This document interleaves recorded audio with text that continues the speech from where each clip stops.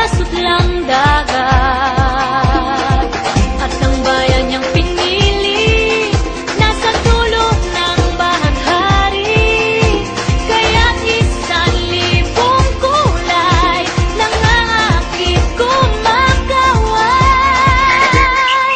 Piliin mo rin ang Pilipinas, kapulo ang kwintas ng perlas. Piliin mo, yakapin mo, kayamanan niyang likas. Piliin mo ang Pilipinas.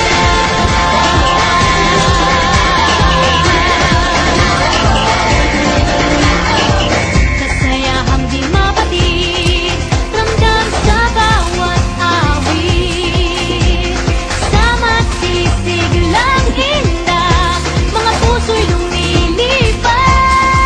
Piliin mo rin ang Pilipinas, kapulo ang kwintas ng perlas. Minsa'y natuwa ang may likha, 7,000 pulo ang ginawa. Mga hiyas na inilatag sa malasot lang dagat. At ang bayan niyang pinili nasa dulo ng bahaghari. Kaya't 1,000 kulay nangaakit kumakaway. Piliin mo rin ang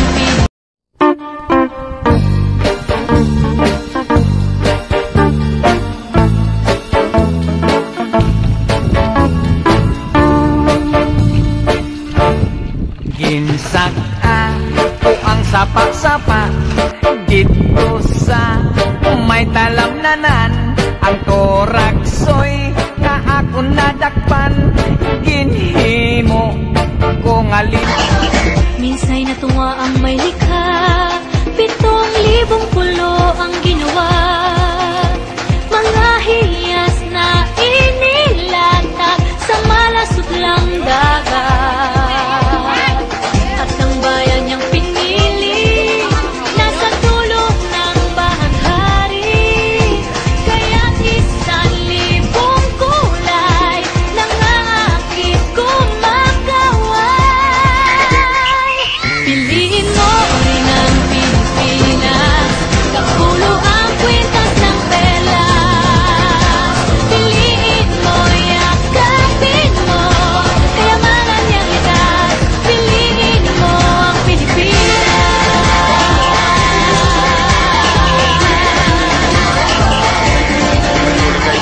Huling Kasayahang di mapatid, ramdam sa bawat awit. Sama't sisig lang inda, mga puso'y The feeling won't let me sleep, 'cause I'm lost in the way you move, the way you feel.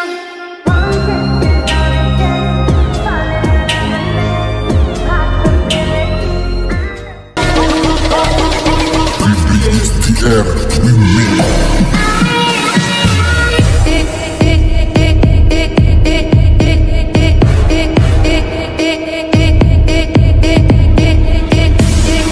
Lagi mo pa rin pangarapin na may marating.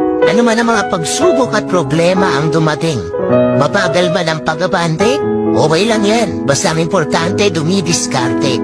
Tandaan mo na ang buhay ay hindi laging malungkot at malumbay. Kaya patuloy ka lang lumaban at maging matibay. Dahil darating din ang araw, lahat ng plano mo sa buhay ay magtatagumpay. Diskarte lang ang diskarte para mabuhay. Huwag mo papansinin kung pinagtatawanan ka na iba. Kasi hindi ka mapapakain ng panlalait nila. Grasya, hindi kusang dumadating. Kailangan kumilos ka rin.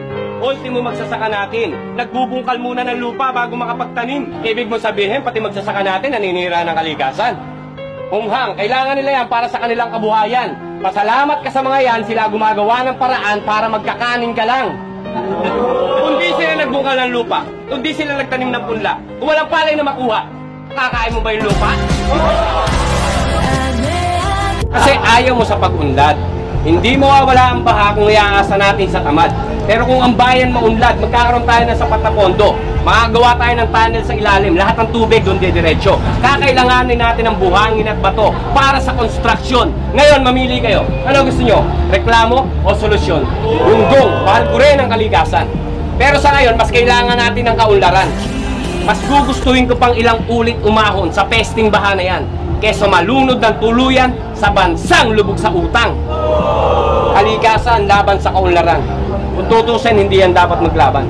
Dahil ang tunay nating kalaban ay ang kahirapan.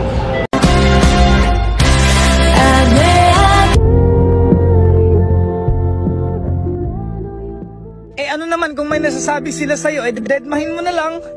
Mawalan ka na lang ng paki sa mga bagay na yon. Alam mo, hindi lahat ng sinasabi nila dapat pakinggan mo. Hindi mo naman kasi kasalanan kung magaling ka eh. Hindi mo naman kasalanan kung masipag ka. Hindi mo naman kasalanan na binibigay mo yung best mo. Hindi mo naman kasalanan na nagtatrabaho ka para sa family mo.